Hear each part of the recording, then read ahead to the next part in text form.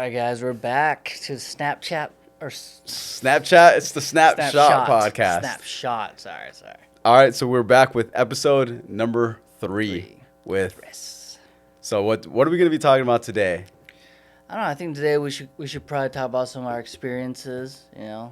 Give us some juicy stories. Yeah, everything that we've kind of done together and kind of just Yeah. our own stuff that we've worked on in the past for our work. So, how should we start it? I don't know. I think. Oh, I know a good one. We should start with our the F1 experience. That Dude. was a fun one. Yeah, we need to talk to you guys about this F1 experience. So, me and Jeff, we actually had the opportunity to go out to F1 Las Vegas, and it was the Yeah. very first year of F1 Yeah. Las Vegas. And if you guys don't know, I'm a super big fan of F1. Do you watch F1 a lot? Not F1. I do like the car scene, but F1 is. I wouldn't say I'm a fan. Not like you. Dude, imagine we do content for F1. Oh, that'd be insane. Dude, that'd be crazy. They already have Netflix doing it. We'd have to just beat Netflix, you know? Oh, we will. Yeah, right. But no, like definitely that experience was super crazy because like, what was it? It was like 7 p.m. and like the race started at like 11 or 10. Something like that. And like we didn't even decide we were actually gonna go literally a few hours before, because we had been talking about it. We had so probably a bit of backstory first. We were working with a fashion week out here, and being part of that team, we made certain connections. And I think that's a topic we could probably talk about more later, is like the different connections and the doors that have opened for us just by us being able to develop content and walking into an environment with a camera. Yeah. Like, oh, those are the people I want to talk to.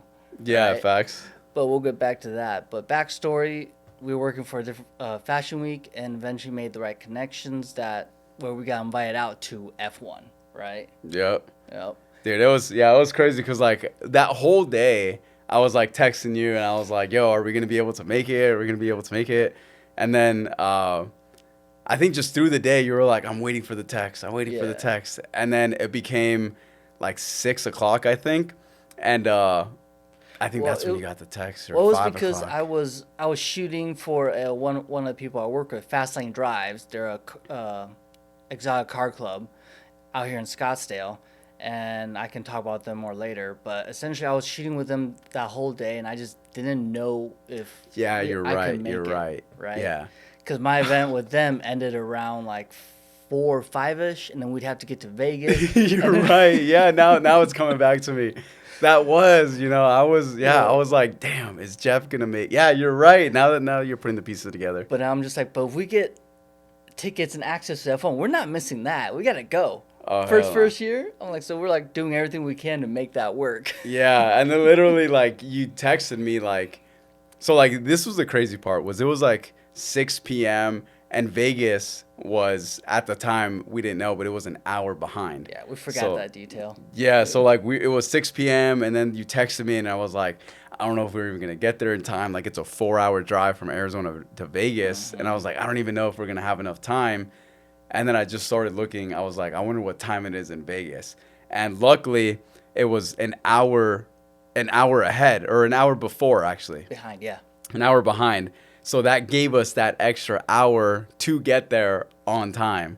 So like as soon as you texted me, I was like, let's fucking go. We're headed to Vegas. Right. It was Dude. like the last moment where I'm just like, you know what? F it, we're going. Yeah, I And was like, text fuck it. you, you're like, yes, let's do this. Dude, we got in my car. We like met up in Phoenix. You parked your car, and then we just like literally drove off. Just didn't even go home, nothing. It's like from one gig straight to Isaac's car, and then just took off to Vegas. Dude, yeah, that whole experience was so crazy. Like we didn't do any filming there. Like that honestly was kind of just like, let's rest and let's Yeah. kind of just process everything that we've been through. But dude, just that whole experience was just so crazy. Like from us getting there at like 10 p.m. and then where did we first go to? Like the Cosmopolitan? That's what it's called. was that? How did I say Cosmopolitan. it? Dude, that word always messes me up, dude. Cosmopolitan. Yep. Yeah. But yeah, that's where we kind of met everybody. We got to go up to that roof, and then yeah, that was fun. That was where the night really got Yeah, and- started and crazy. And F1 is definitely a crazy experience. I've never seen or been in anything like that. I mean, Oh they yeah. they shut down the strip, they turned the whole area into the raceway itself, but just being in that environment and just the cars, I don't know about you, but I you see how fast they can go, but then actually being there to feel it, you're like, whoa, this is Dude, a whole nother level. yeah, it was crazy because like we were at least 20 stories up and you could still hear the cars Yeah. like shoo, shoo, and I was like, dude, we're like way up Yeah. here. Like imagine if you're like down there, like you have to have earplugs or something. Yeah, But no, for sure, and you feel it, everything, and just like how fast they drive by, it's like a split second, but it's like I don't think I've ever seen a car move that fast, and I couldn't even comprehend Yeah, that they- until I saw it that moment. I'm like, whoa, that's what it's like to go 200, 300 miles per hour. I don't know how yeah, fast they dude, go. it was like 200 top speed is like 200, 210. Dude, yeah, it was crazy to be able to like see it in person. The drinks, I remember the drinks there. I think we were like $30 for one like little Vegas. drink like that was watered Yeah. down. A little bottle of beer, Heineken or whatever is like $15. Yeah, dude, I was Like, like, oh dang. god, these prices are insane. But it was cool to see like the fireworks there too. Like I think that was like the best part because we had like the whole view. Like there was no taller building like in our way, so like we just looked up and it was like all the fireworks. That was Yeah. super cool. That was a cool moment. And then just to recap, we did make it to the race, which is cool. We barely yeah. made it, but we got there in time. Yeah, we made it on like I remember it was lap 17. We were Yeah. they were on lap 17 and then we finally made it there and like we were just kind of enjoying it and just spending time with everybody. But yeah, and then even after that, like after that from the Cosmopolitan. Cosmopolitan to the win, Yep. that dude, that I honestly didn't think that I would get in that limo, honestly. I thought they would be like, damn, like we don't have Oh, enough yeah. room. Remember how like they try to like put everybody in that limo? Yeah.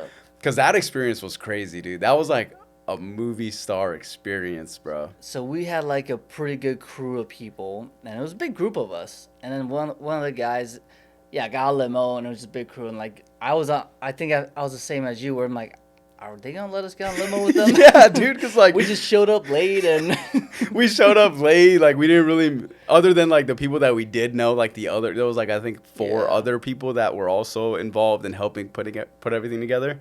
But like we didn't really meet them up until the limo was Yeah. there, you know, and I shook their hand, like get to know them. But yeah, I was like, are they gonna let us on? Because they got all these models, and then we got Alex, and like the people who are actually involved. I was Yeah. like, are they gonna let us on?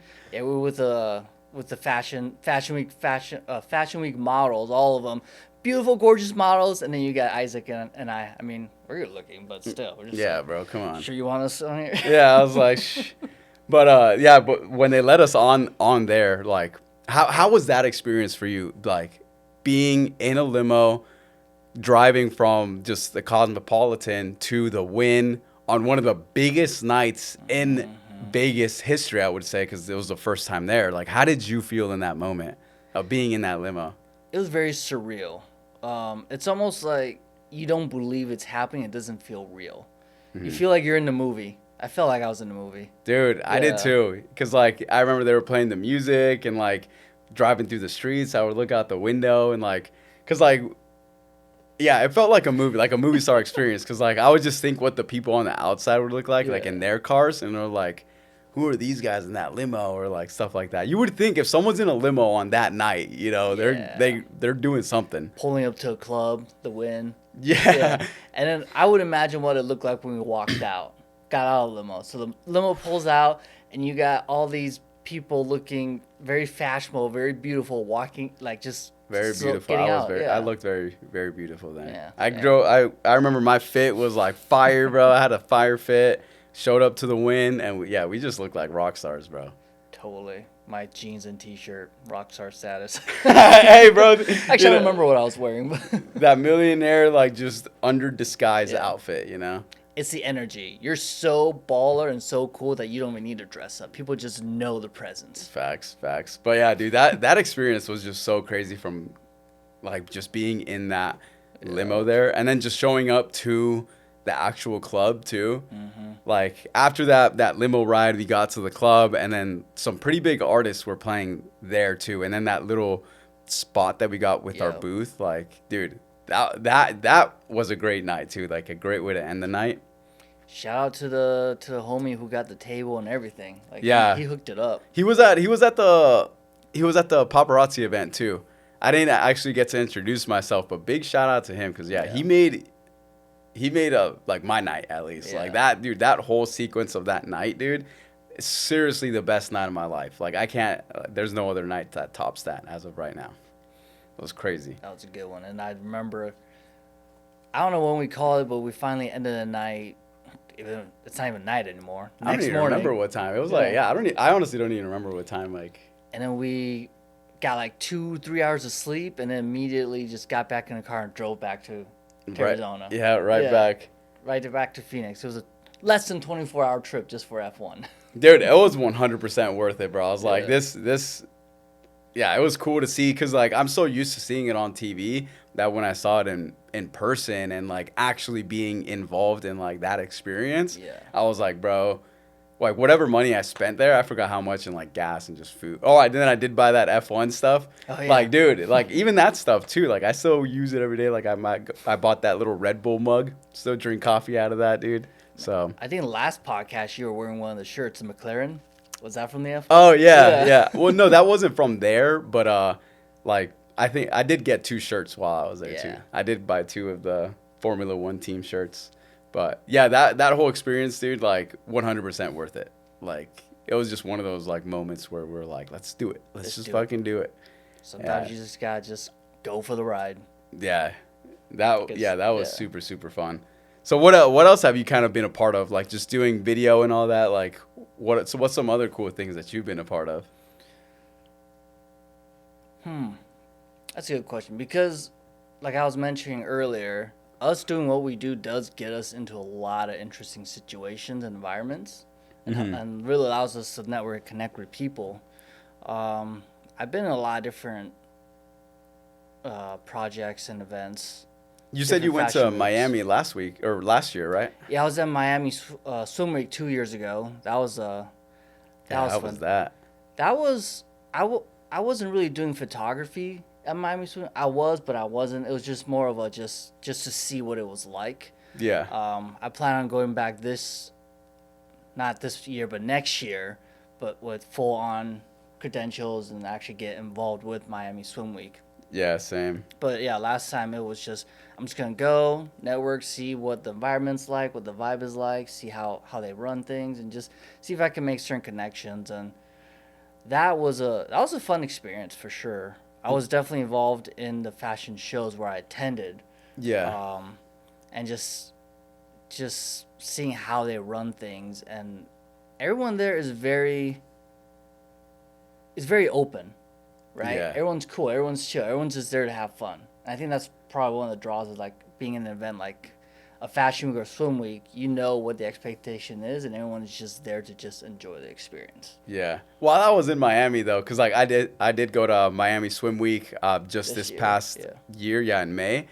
Like it's funny cause like the very first people that I met, these guys were like their egos were so crazy, bro. Cause like again, I went to like network with people. The first people that I walk up to, they were like, I try to say what's up, and like right away he's like made a joke out of like what I was there for, cause like what was it? It's like one of those things where like it's like all these, you know how like all these like oh Yeah. you like all these nuts in your face. They try to pull one of those on me, but I already knew what it was, so like Yeah. they didn't fool me.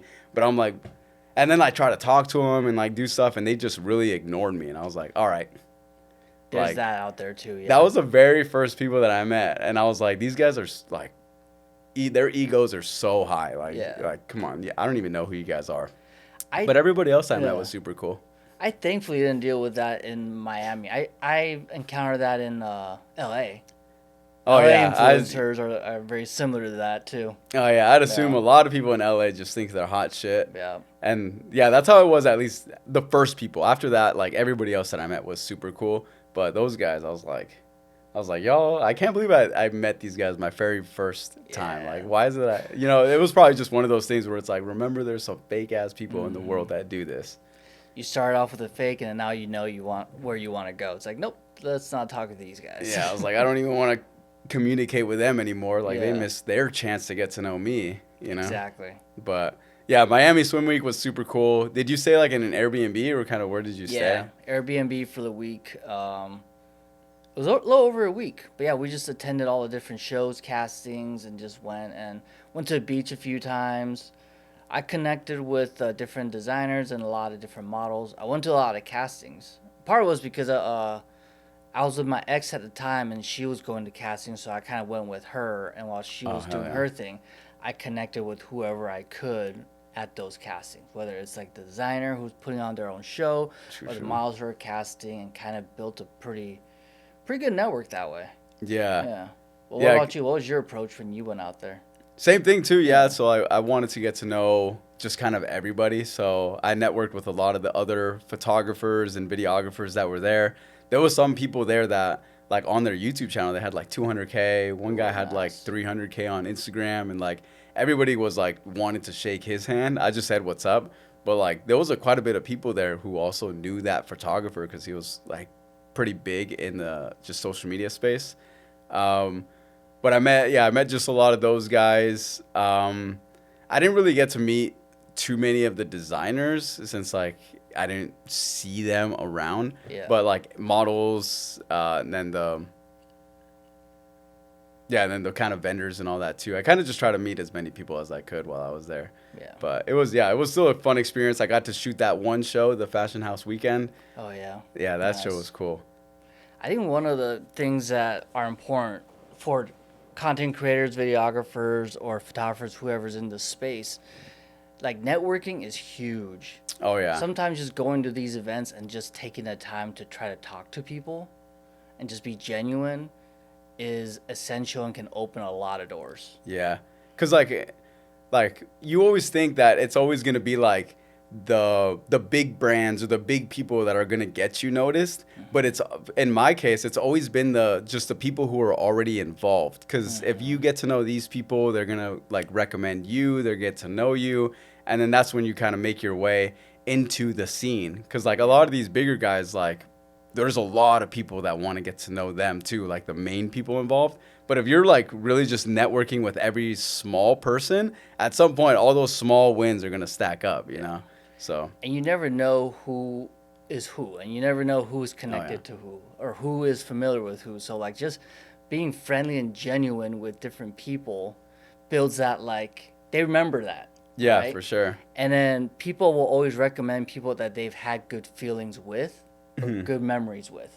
Yeah. You know, so it's like if you're, and it's a very saturated market. So if you're always just trying to find that top person to talk to, they have everyone trying to talk to them. Yeah. But I feel like on your point, where if you're just talking to all these different models and anybody as they're rising up and you're rising up too, and they remember you, they're like, oh, I know this great content creator that Yeah. I met here, and they're still doing great work. Maybe I'll introduce them or recommend them. That's some of my the best connections I've made. Yeah, actually, because like one of the people that I did meet at the swim week, like he was also a photographer. I forgot exactly what his stuff was. He was in the modeling space, but he was just like a guy that I met there. And then once I got back home, he posted me on his story, and he was like, "These are some real people," or something like that. And he tagged a lot of people plus Yeah. me, and he put that on his story. Nice. And I was like, "Well, that's his whole follower base who now." If they saw my link, they clicked on it and they saw my profile. So it's like, again, when you go to these networking events, that's why you want to get to know these people, because if they put you on their story and they tag you, now you have their whole community that's following them that's now looking at your profile. Yeah. So like, and let's say you network with 5-10 people in like the span of a couple months, like that's a lot of accounts that you're reaching, you know? And people follow that person because they trust or like their brand, so if they're recommending you, it's for a reason. Yeah, I think the biggest kind of fear that a lot of people have though with like networking is just a lot of people get nervous because a lot of people nowadays are just very introverted or don't have a lot of social skills. So kind of like, what is your way to kind of break the ice when you start talking to someone completely brand new? Like what's kind of the first words that you start off with? So I'm actually really bad at this. People don't realize this, but I'm actually very introverted, and it's hard for me to talk to a cold approach. If I don't know someone, it's hard for me to introduce myself, and I almost don't know what to say. It's like, what do I talk about? What do humans say? I feel like it's that movie Talladega Nights when you got your hands, you're like, what do I do? My hands when you're being interviewed. That's how I feel like when I'm like trying to talk to someone, and I'm like, I don't know what to say. Well, what did I say? So my approach is actually my camera. My camera is literally go. what opens the conversation, because then we just start talking about photography and content, and then it's a very natural and organic flow that way. Yeah, like just being like, what camera are you shooting on? Yeah. Right? What are you shooting on? What are you shooting with? And then eventually you go to like social media, and then you Yeah, can and share then by that work. time now you're like getting into the flow, because like really that icebreaker, because like with me too, like when I still get very introverted and like I still get nervous to talk to people. Yeah. But like I always go back to like, again, like that, like the easiest way to talk to someone, and that's just what camera are you using, or what kind of photos do you do, or what kind of work do you do, and that kind of already breaks the ice until now it's just keeping up the questions going and just keeping that conversation going. But yeah, that first interaction is always like nerve wracking. Yeah, it's nerve wracking, and I also think it's important to realize like even if you don't, even if it's awkward, it's fine. Just move on to the next person to talk to, or sometimes awkward is fine. People don't feel threatened by awkward. Hmm. It doesn't. It's not a bad experience. It's like, oh, that person was kind of awkward. They were probably just nervous. Yeah, You know? yeah. A lot of the times it's just first time nerves Yeah. that like you don't know what to say, or like you freeze up type of thing. That still happens to me to this day. I'm like, what do I say next? But People always forgive someone who is just nervous and awkward, versus someone who is just a straight up dick. yeah, yeah. No, because there's some people who just don't know when to stop talking. Yeah. But kind of like those influencers you were talking to. oh yeah, like those guys, dude. I was like, what are you guys even talking about, dude? I don't even know you. Yeah. But no, yeah, definitely just networking is just huge in whatever space you kind of want to get to. So like even when I was working in like real estate too, like I would get to know a lot of the other real estate people, and that kind of helped keep my name in the real estate industry. So yeah, that's huge. What about from your network? So a part of your network is just kind of the connections in that. Like, have you gotten any work or stuff like that from your network, or like word of mouth that someone passes it on to you? Oh yeah, all the time. Majority of my work or client work and stuff like that is from referrals. So people are either familiar with my work or I work with them and they always refer me, and that's how I build my clientele. Yeah. And it's the most effective way for me, because I don't know. I feel like cold leads is always it's tough. It's tough trying to get someone to trust you when they've never worked with you or they don't know if you know anybody. Yeah, That you kind they of know. Yeah, like you kind of like have yeah. to have that work already done, or the proof that people can see. Because yeah, once you go to like just the cold leads, or just people who don't know who you are and try to talk to them, that's where you have to have proof, like Yeah. just something that you've done that they can see that and be like, okay, well now I trust this guy a little bit more. But it's always hard with those guys until like you actually show them like how it'll actually flow and how the work will go. But that takes a couple meetings and stuff like that. Either you have a really good proof of concept or you're really great at sales. I'm not good at sales. Dude, well, How about you, Bob? I got actually pretty good at sales, because there was one point in time where I was working with a big time sales trainer. Yeah. His name was Jeremy Miner. I think I've talked to you Yeah. about him before. But yeah, like he was a big time sales trainer. Like he basically showed people how to sell with human psychology. But his way of sales was just so good. Like he really knows how people buy stuff off of emotion rather than logic. Well, here's a good question. What is your sales approach? Like, how do you make your sales? How do you get that hook, get clientele? Uh, so again, it goes into like just explaining exactly how my process works. So like when I first get into meetings with these people, like I ask them how or what these videos is going to be used for their business. So If it's more of like they just want to create a personal brand for themselves, then I start telling them videos that they would need in order to create that personal brand.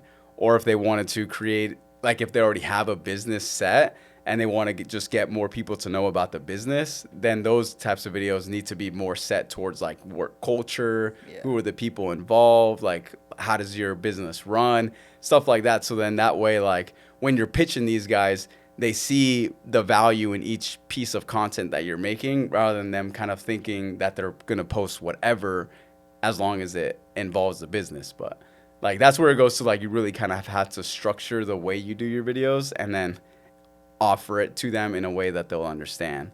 Okay. If that makes sense. But No, it does. It does. Your approach is a lot different than mine, because I don't like sales, and I personally think I suck at sales.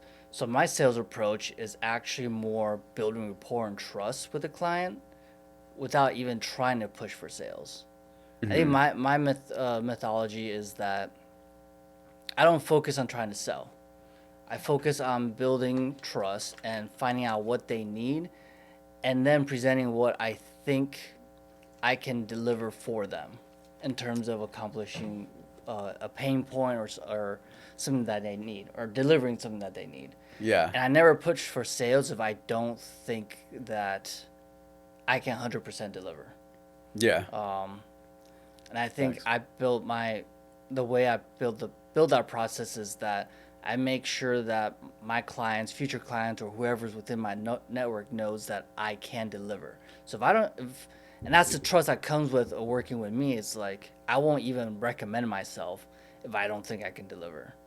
I can't even. I makes won't. sense. Even, I'll find you someone else, a different photographer who's like, they're good. I wish I could get that booking, but I don't think I'm the right person. So I'll recommend this person because you are someone within my network that trusts me. So my job overall isn't to sell to you, but to deliver and make sure you get what you need. Yeah. And I think Same. that's a big part of how I approach sales. I don't know if it's more effective, but it's what works for me. I think it kind of goes into your what you were saying too. Everyone's process is different, and that's what's worked for me. Uh-huh. 'Cause I suck at sales, so instead I rely heavily on my ability to connect and build trust with Yeah, because individuals. once those people once they have that trust built with you, they know like anybody you work with too is gonna be someone who is good at their craft and not just like a random person because it reflects off you. Yep. If you're referring someone, you have to know that that person that you're referring them to is gonna do that job correctly. So in that case too, like it also goes into like you have to pick the right person just for anything that a client would need. Yeah. And I think a big part of my approach too is my background is actually a lot with branding and brand credibility, brand name. So I rely very heavily on setting a certain standard with my brand name, with my credibility, and that's what helps me sell too. Yeah. We could Yeah. we could probably get into that topic at a later podcast about branding and stuff like that. So how do you? I mean, we can kind of talk about it in this one. So like, cause like, I don't know if I would say I have a certain brand look yet. Like I know like just the kind of the stuff that I do online. It kind of like I kind of already have like somewhat of a personal brand, but I don't really know how I could name my personal brand. Like, do you have a way that you kind of describe your brand? Well, I guess first you have to figure out what your brand is. What is it that? What is your product? What is your service? What niche you want to be in? For me, my personal brand is just me. Yeah. I do photography. I run a studio. I do all this stuff. But ultimately, what makes my brand is that it's a personal brand. It's Jeff Otto Creative. Yeah. It's me as an individual, as a creative director, as an art director, as someone that connects and helps market, does social media, all that. So I rely heavily on just branding and showcasing myself and building that trust. I think with branding, there's a lot of different elements. There's the visual branding. There's the credibility that comes with your name. It's actually there's so much that goes into it. True. So with me, I try to make sure all my stuff, even if I'm working on a lot of different stuff, different genres, and this is another part of branding. They always tell you that you need a niche, and 9 out of 10 times you should. I probably should, but because of my personal brand, I want to show my versatility. I show all the different avenues that I work in, whether it's with cars, whether it's with product photography, whether it's commercial, whether it's fashion, whether it's creative. Trying to make that all look consistent is very difficult. So Oh yeah. So Yeah, I think all that's the why. styles are different. Yeah, and I think that's why I focus more on my personal brands. Like it's just me. Facts. I can do all that, but my brand is me, Jeff Auto Creative. I have my logo, and when it comes to color, when it comes to branding standards like typography and all these other elements that go into branding from a more visual perspective, I try to use the same type of stuff so it's consistent all the way around. Okay. So even That if makes it's sense. like a picture of a model and some very elaborate editorial designs, or if it's a really amazing content with a car or whatever, it still at least has a general sense of continuity. When you That see it, makes you're sense. like, that's Jeff's work. Yeah, that makes sense. I always, at least for my personal brand stuff, I always like to keep the same color grade. Yeah. So That like, is remember big. how I told you Yeah. when I sent you all my color presets, I was like, just don't use this one because this is the color I use. You're like, this is mine. You're like, actually, I'm going to delete it and not even send it to Yeah, you. I was like, I was you like, shouldn't. I was like, just in case, I'm gonna just delete it off the Google Drive because, yeah, for me that's at least the thing that I use right now for branding my videos is just that color grade. So then like any video that I make that's on my Instagram at least, it's gonna be that color, that LUT. It's definitely a process. There's a lot that goes into it. It's even just the verbiage and the tone and what type of work you showcase is a big part of branding too. Yeah, yeah. I need to come up with some kind of logo. Yeah, logo is huge. Yeah, like Yeah. something that I don't know. I've never really thought about that, but a logo would be cool. Cause my regular business is vision through a lens, so if I did something like that, I think a cool way would be like a lens with like an eye in the glass. I don't know, dude. Something just super generic like that. I need to come up with something, but There's a lot of routes you can go with it. This is kind of a hot take, especially from someone who studied graphic design and branding. I think a logo is kind of important, but kind of not. And a lot of my graphic design friends and people who I study with are going to hate me for saying that, but in that realm, it's a lot of people almost don't care what your logo and certain things look like until you get to a certain point. Like when you're that as can big make as sense. Nike, that check mark is iconic. oh yeah, The slogans are iconic. Adidas with the 3 bars, Puma with their logo icon, like those things. McDonald's with the M. When you get to a certain level, your mark is iconic and it's what people recognize your brand as. But early on, I hate saying this, but I don't even think it's really necessary to focus too much on a logo or a name because those can always change over time. People aren't going to care what you're called early on. People aren't going to care about what your mark is early on. yeah, I Yeah, can see that. I Yeah, hate that I'm because saying unless that, you but- until you bring that credibility and all that stuff, like yeah, people will just be like, oh, he's another person that does that. Yeah, You know? it's just there. But then, yeah, once you get to a certain point, it is essential. But early Facts. on, no. And I hate having to say that because I love logos and branding and design and stuff like that. But I've done this enough to, at least my personal opinion is like it's not as important as I want it to be. Yeah. Yeah, no, I need to come up with something at some point. But yeah, like right now I don't feel like that's a big necessity. Like just for the snapshot podcast too. It's like Yup. I just put on something super quick, fuck it, we'll change it at some point. And I think that's how a lot of brands probably do with their logos too. Like a lot of them switch the look of their logo through time. So even whatever I were to have right now, like again, like it could change after some time. So just the more work you do, you just want to change stuff that looks better with your image. So And it's gotta feel right when it happens too. When you get that icon or that logo. yeah, When you look at it, you're like, ooh, that's it. yeah, dude. I remember I had one logo way long ago. like I used to be really big into Aquaman, and like at that time, I was doing YouTube, so my name was Aqua Life. So kind of the way I did it, I did get the Aqua name from Aquaman though. Like I Yeah. was like, Aquaman's so dope. I'm gonna name myself Aqua.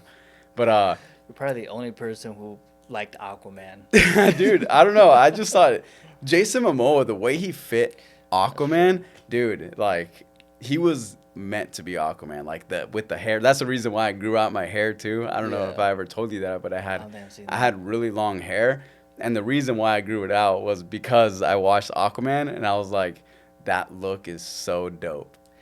You know what? I grew up from a different generation, I think, where it was pre Jason Momoa as Aquaman. Mm-hmm. I will admit this: Jason Momoa really changed the perception and identity of Aquaman. Oh yeah. Before him, it was just kind of like no one cares about Aquaman. And then He's you know like what's the name hero, a lame hero, toxic fish. Yeah, and then like in the comics, Aquaman is a white guy. Aquaman is white with blonde hair, like short blonde hair. Yep. And then in the movie, you got the tall Samoan long-haired guy. So I was like, Super buff and just masculine energy to the max. And you're yeah, just bro. like, okay. I was a big fan of Jason Momoa at that time too. Like I remember I even did a video once where I saw a video of his workout routine. So I did a video where I would do that workout routine, Yeah. and then like I just titled it like Jason Momoa's workout routine.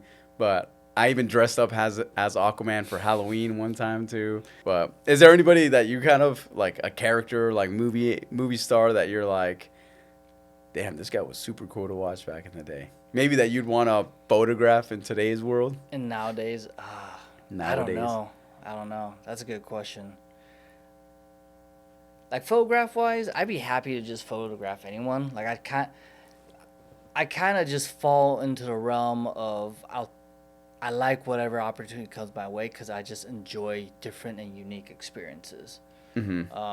I don't think I'm at that point where I look for a specific person or a specific event or a specific thing because I've kind of reached a point where it's anything can be a fun experience. Like F1, that was an experience. Oh, yeah. I never expected ever to go to F1. I never expected to be a part of it or attend it or even thought of going. But then getting a chance to go, I'm like, this is awesome.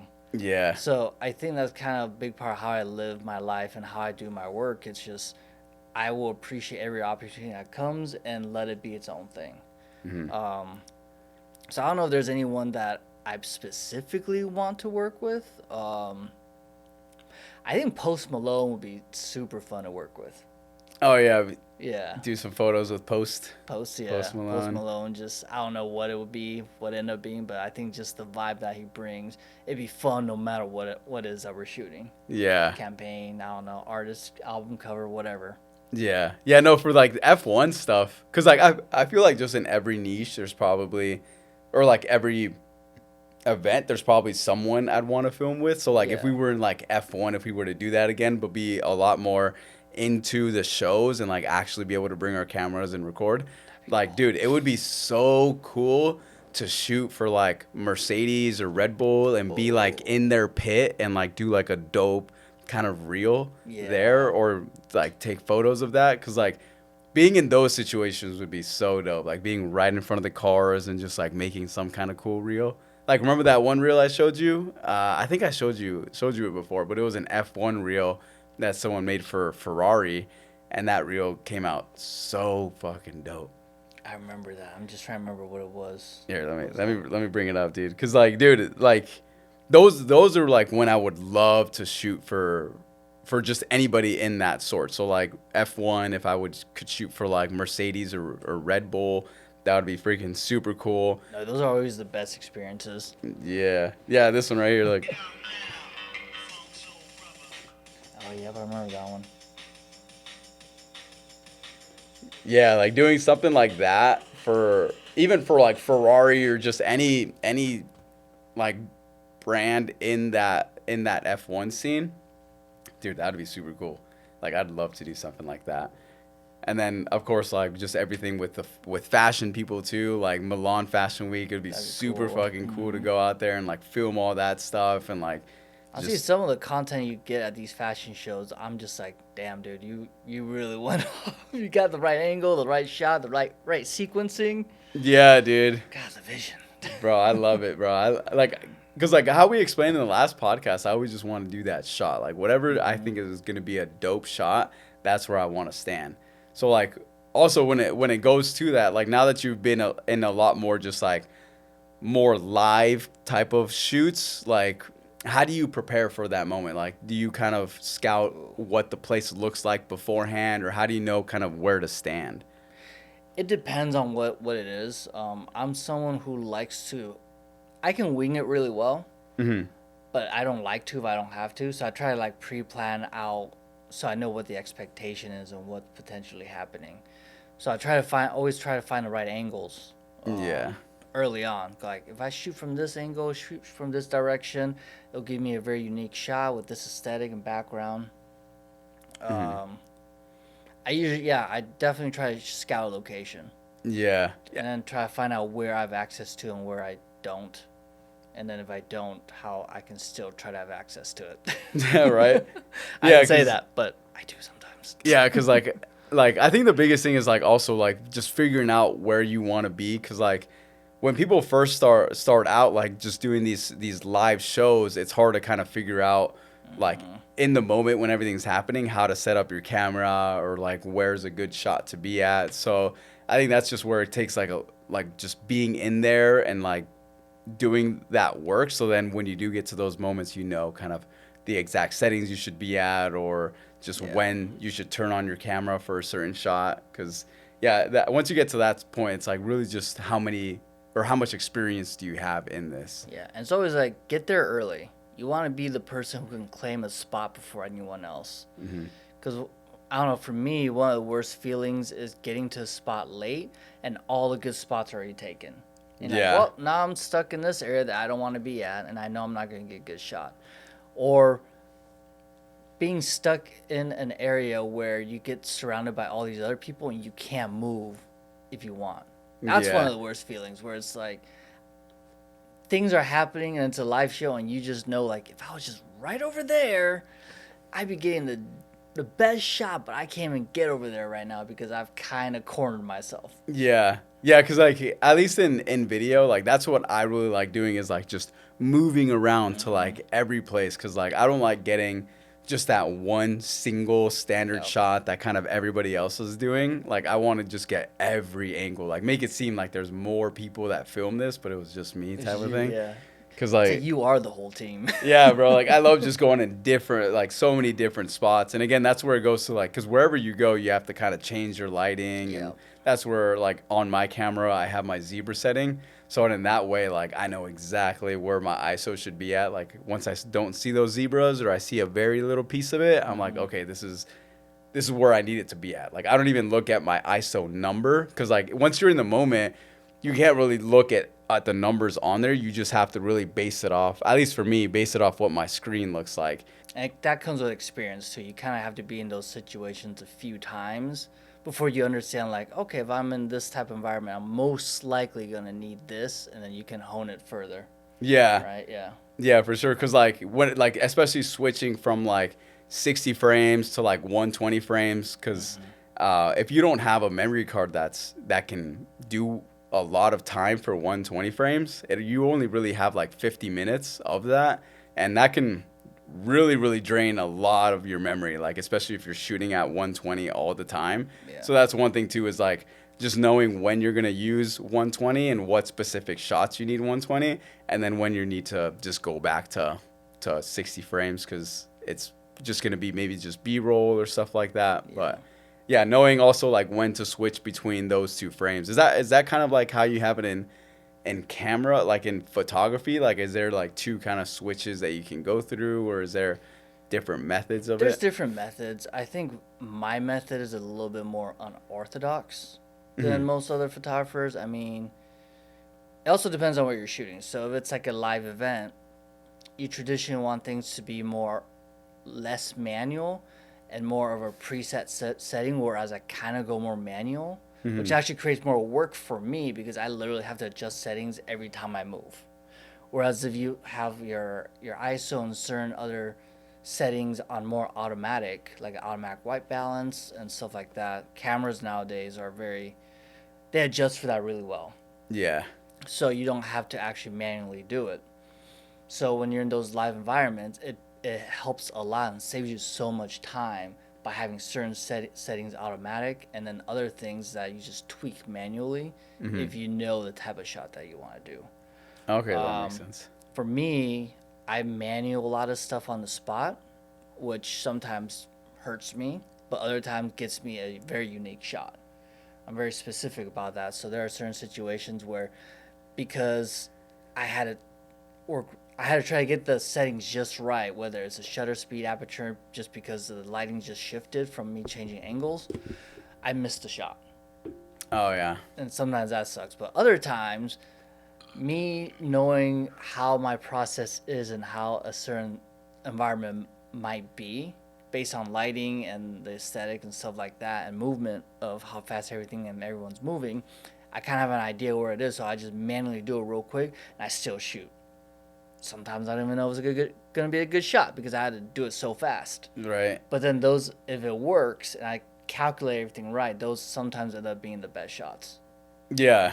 Yeah, And- and then in post production, you're like, oh shit, I can't believe I did that. got it. You know? I got it. Nailed it. Yeah, dude, And that's always then- the best. And that's also what makes my stuff, I think, stand out sometimes because it's more customized. Because it's not a camera auto setting; it's customized setting that I had to do very manually in the moment. True, So true. it might end up getting deeper shadows or deeper effects, might be more crisp or more contrast just because, or more depth just because of the settings I had for that specific shot.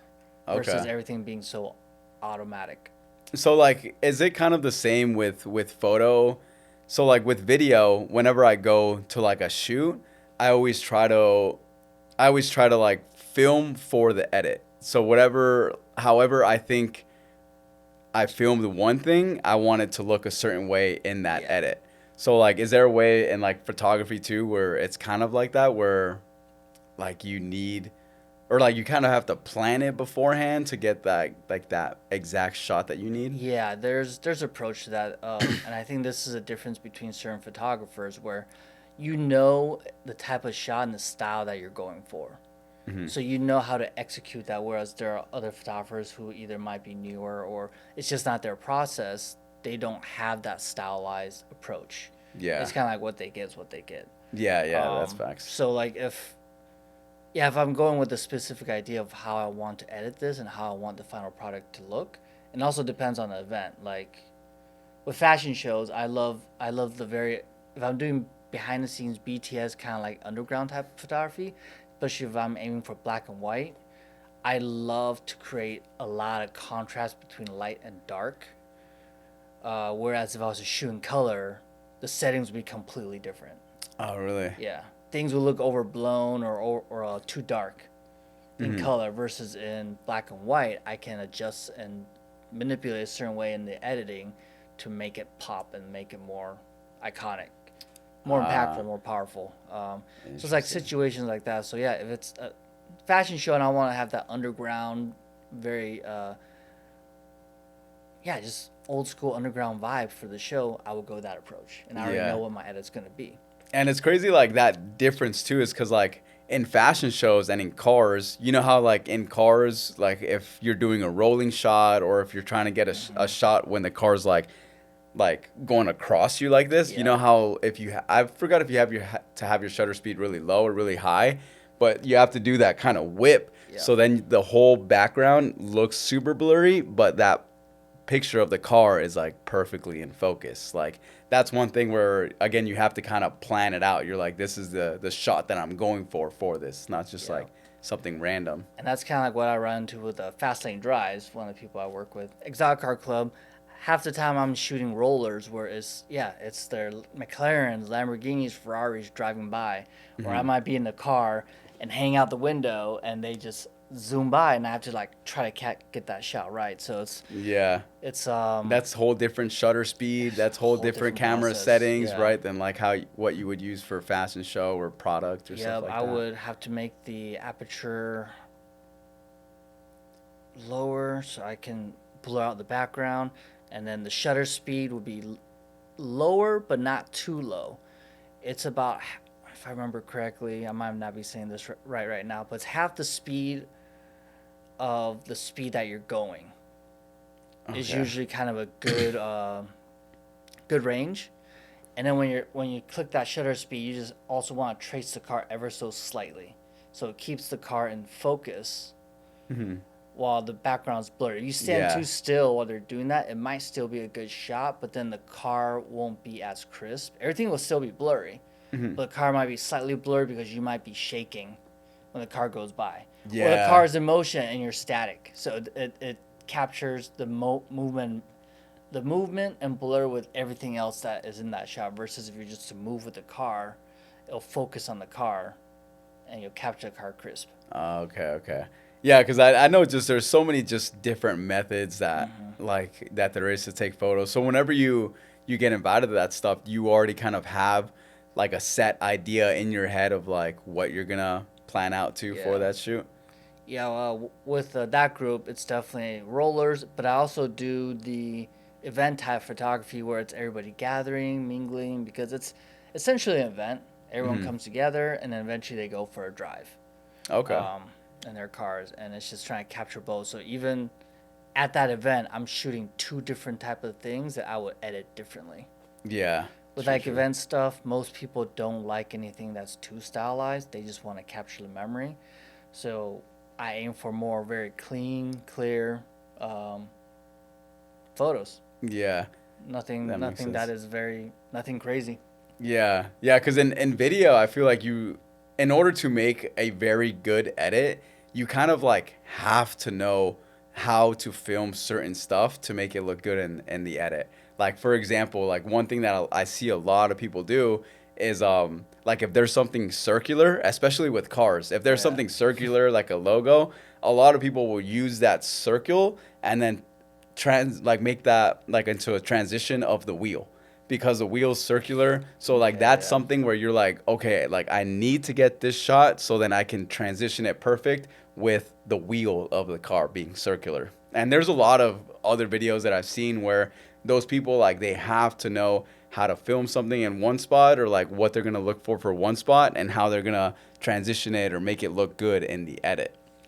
Do you feel like you're visualizing a whole story when you're filming something? Like in your head, you Hmm. already kind of have an idea of like, this is how I'm gonna put this story together. So now, how do I get the clips I need Yeah, to tell that? basically. Yeah, Basically, yeah, like I always have like whatever shoot I'm getting hired for, I always try to think like what the shoot is about, of course, and then how can I make that edit look cool. So like I always just think about the edit first and then I think about how I can get those clips to make that edit. So since I've been editing for I mean longer than I've been filming, so that's really helped me a lot in just like figuring out just creative ways to do edits or just like the sound design that you need. So I always first try to figure out the edit. How am I going to make this edit look? And then it goes to this is how I need to record that footage. I just had an interesting thought. Do you think that's what makes our work kind of unique?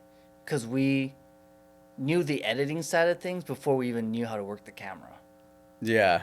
Because like you almost see the final product and you're used to working with the final product before even approaching the filming aspect to get what you need to accomplish that. Hmm. Yeah, you just again that's where it goes to like experience that you just have to Yeah. know like what you're getting yourself into and then how you're going to make the best of it for your final product.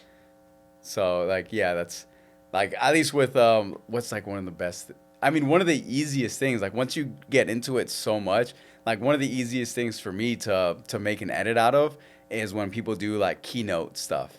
So like keynotes is where like people have it's like a meeting and there's maybe one, three, five speakers that are just talking about what they do. So like with those ones, I get hired for those quite a bit, and those ones are always the same. They want some video of the people talking, and I Yeah. usually just put in some little piece of value. But then the rest of it is always like the same. The people just want to see everybody that's there. They want to just have some B-roll of people like writing stuff down or they're just paying attention, listening, those close-up shots. So then that's when those ones get super easy because they're kind of all the same. Like it's really the same method, but you just kind of want it to look different in each edit. Yeah. But like I've just done so many of those where it's like I know that process of how to make one of these videos of like a highlight of a keynote, because yeah, it's super simple. Once you do so many of them, you're like, Yeah. okay, it's just people on stage, back to people, you know? Rinse and repeat. Yeah, so like it makes it super easy in that way. Like whenever I do have to plan out a shoot, I think that's mostly like product photography. Like that's like product photography, I feel like is one of those things where you have to plan it out before you shoot it. Yeah. Cause like a lot of the live stuff, again, like you just have to know where to be.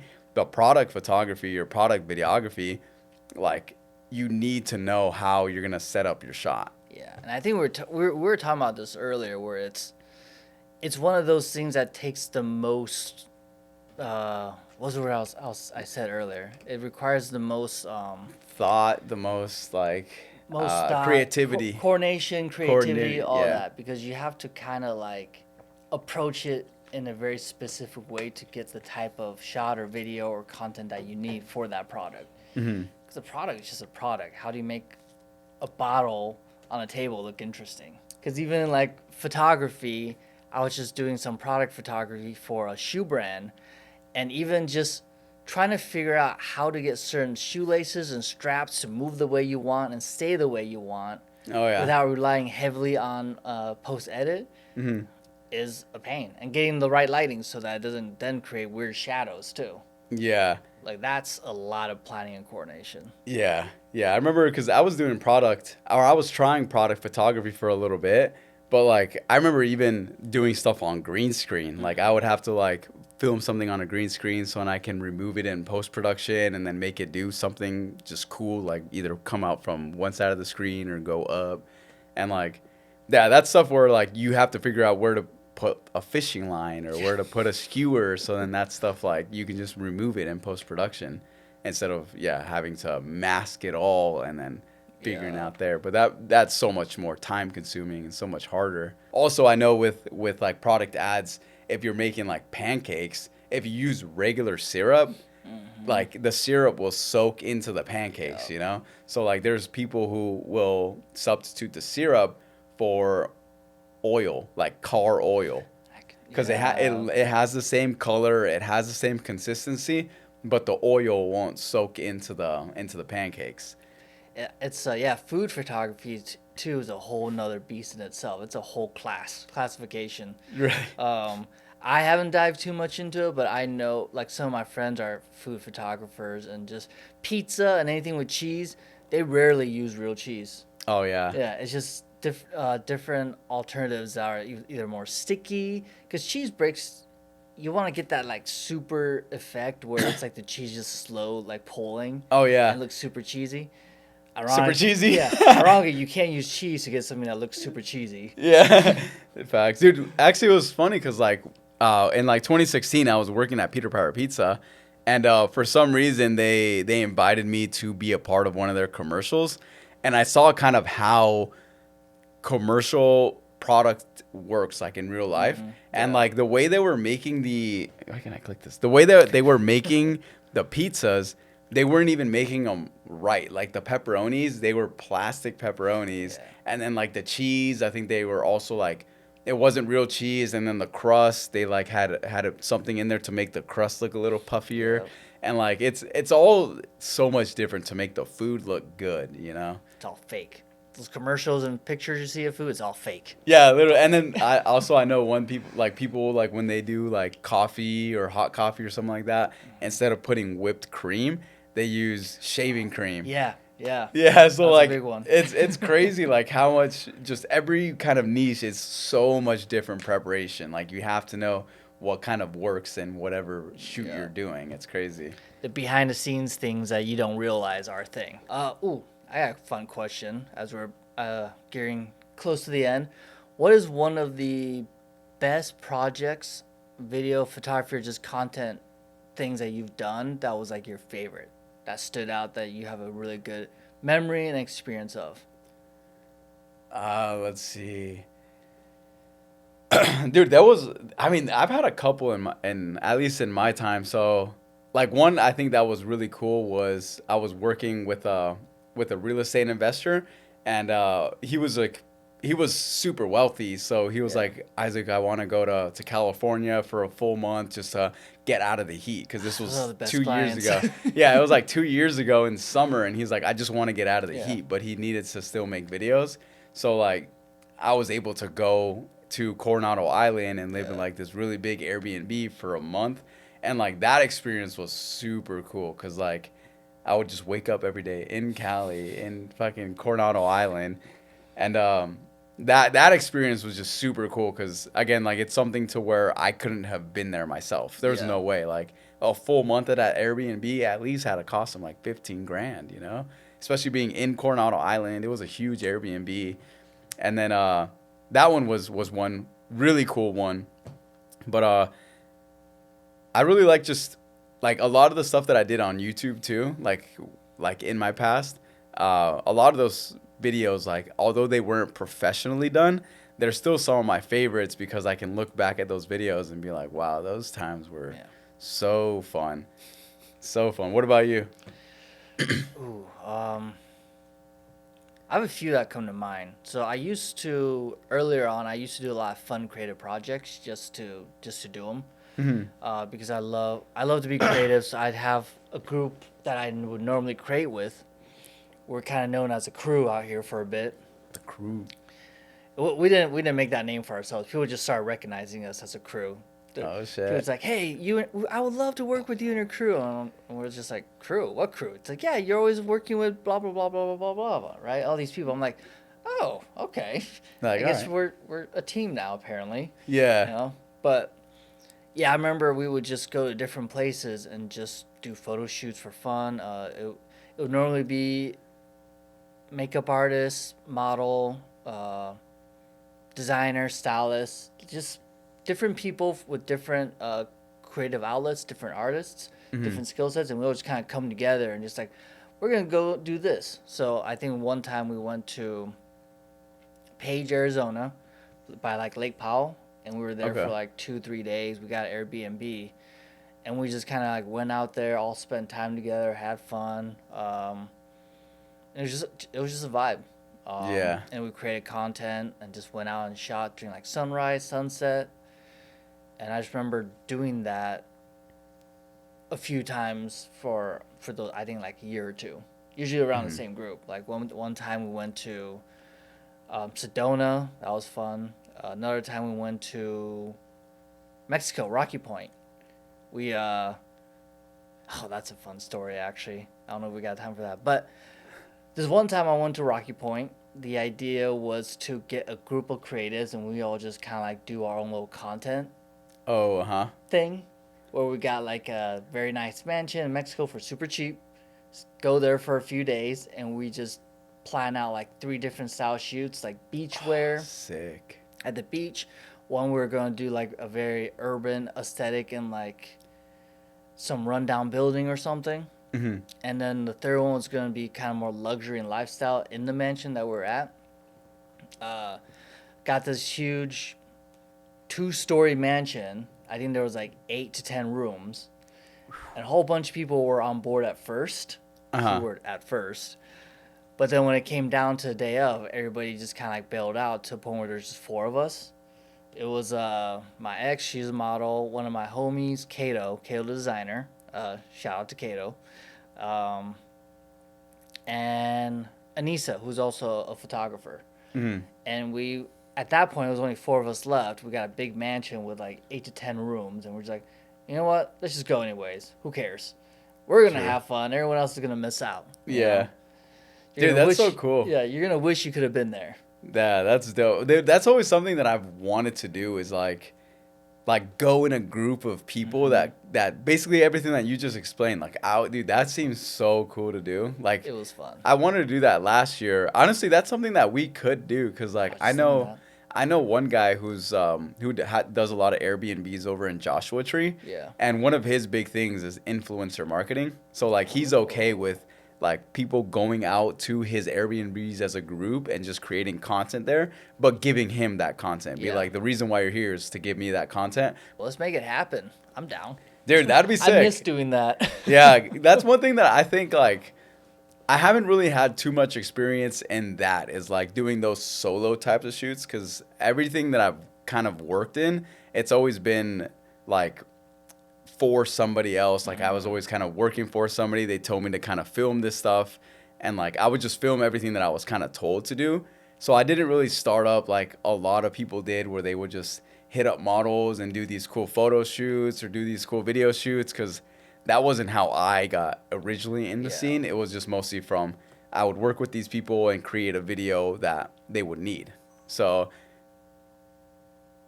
shit. What the fuck? Did this fucking thing die? I think it died. Love how we got caught that on audio. Shit. Oh yeah, dude, the battery just died. Wow, I can't believe that, bro. All At right, that point. So let me just move.